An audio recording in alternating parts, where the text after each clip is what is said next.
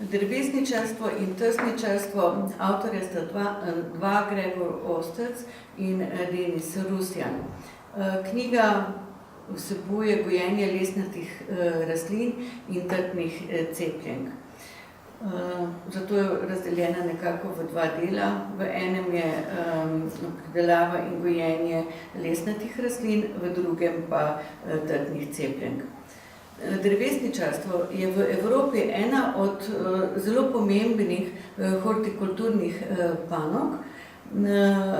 Razprostira se na 85.000 hektarjev z letnim prihodkom 6.000 milijonov evrov. Tako da že ta podatek pove, da ni zanemarljiv del. Med najpomembnejšimi državami so Italija, Nemčija in pa Nizozemska. Naj povem za primerjavo, da pri nas je drevesnicam namenjeno zgolj 229 hektarjev. To tudi pove, kako je z razvojem te panoge pri nas.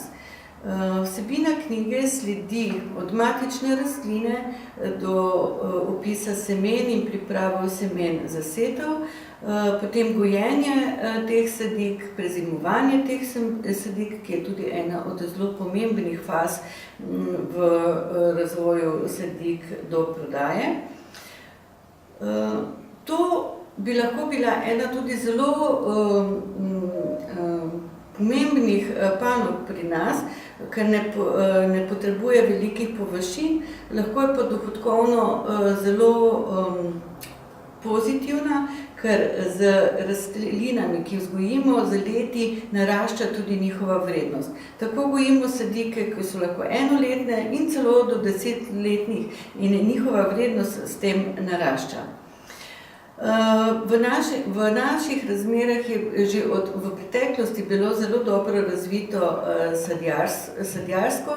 sadjarska drevesnice in pa trsničarstvo. Čeprav v zadnjem času tudi te stagnirajo in žal moramo reči, da ne pridelamo niti toliko ne drevesnih sadik, ne trdnih sadik, da bi zadostili domačim potrebam.